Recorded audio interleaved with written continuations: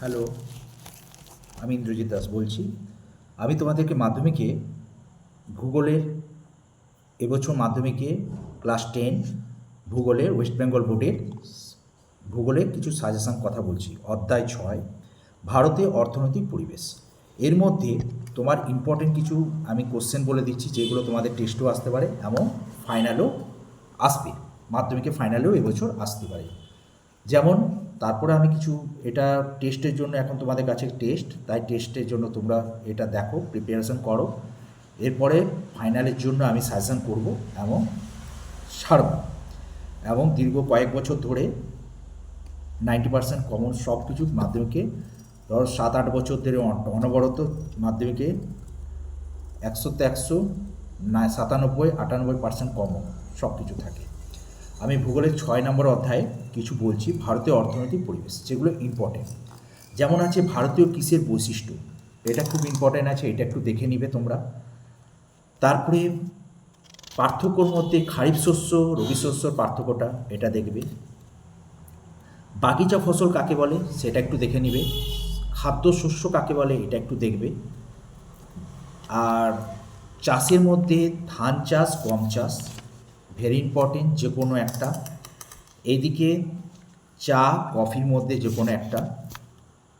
তার আখ পাট, এই 6টার মধ্যে ইম্পর্টেন্ট। তার মধ্যে ধান গমটা ভেরি ইম্পর্টেন্ট, আর আখ আর পাটটা দেখে রাখবে। এছাড়াও চা আর কফি দুটোর মধ্যে দেখে নেবে, একই রকম টাইপের একটু দেখে নেবে। তারপরে রইল তোমাদের ইম্পর্টেন্ট কোশ্চেন, ভারতে কৃষির সমস্যা। ভারতে কৃষি কী কী সমস্যা রয়েছে, ওই কোশ্চেনটা একটু বইটা দেখে নিবে ভালো করে, কারণ এইটাও খুব ইম্পর্টেন্ট কোশ্চেন। এছাড়াও কৃষিজ ফসল কাকে বলে ওটা একটু দেখবে। কৃষি সমস্যা সমাধানে গৃহীত ব্যবস্থা, কী কী ব্যবস্থা নিয়েছে সরকারি ব্যবস্থাগুলো, সেগুলো একটু ভালো করে দেখবে। তাছাড়া আর দ্বিতীয় হচ্ছে ভারতের শিল্প। ভারতের শিল্পর মধ্যে ইম্পর্টেন্ট আছে লোহা ইস্পাত শিল্প মধ্যে, লোহা ইস্পাত শিল্প গড়ে ওঠার কারণ, এটা একটু ইম্পর্টেন্ট আছে। আর পূর্ব ও মধ্যভারতে লোহা শিল্প কেন্দ্র ভবনের কারণগুলো কি, ভেরি ইম্পর্টেন্ট এবছরের জন্য।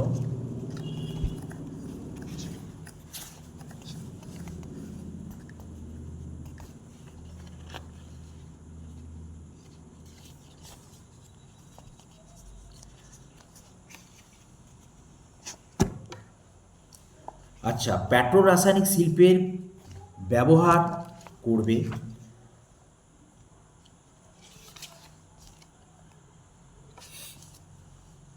ভারতে মোটর গাড়ি নির্মাণ শিল্প, ভারতে মোটর গাড়ি প্রধান কয়েকটি মোটর গাড়ি নির্মাণ সংস্থা তার কোথায় কোথায় অবস্থিত, এটা একটু করবে। তারপরে করবে ভারতের জনসংখ্যা বন্টনের তারতম্য করবে। ভারতের সিলিকন ভ্যালি কাকে বলে সেটা একটু দেখে নেবে, সিলিকন ভ্যালি কাকে বলা হয়। ভারতের জনসংখ্যা বৃদ্ধির কারণ আলোচনা করো, কোশ্চেন। জনসংখ্যা বন্টনের তারতম্যের কারণ ভেরি ইম্পর্টেন্ট, ভেরি ইম্পর্টেন্ট করবে টেস্টের জন্য।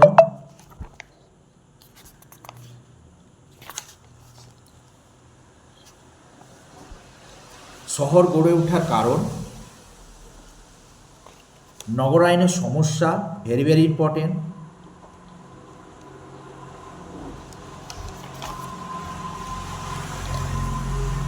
তারপরে হচ্ছে ভারতের পরিবহন ও যোগাযোগ ব্যবস্থা। এর মধ্যে হচ্ছে পরিবহনের গুরুত্ব দেখে যাবে, পরিবহনের বিভিন্ন মাধ্যমগুলো একটু দেখবে। আর এবং প্রত্যেকটা মাধ্যমের গুরুত্বগুলো পড়বে।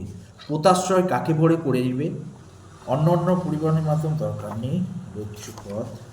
পরিবহন ও যোগাযোগের মধ্যে পার্থক্যটা করে নেবে। ইন্টারনেট বা ইমেল কাকে বলে সেটা করে নেবে। ইনকামস কাকে বলে এটা করে নেবে।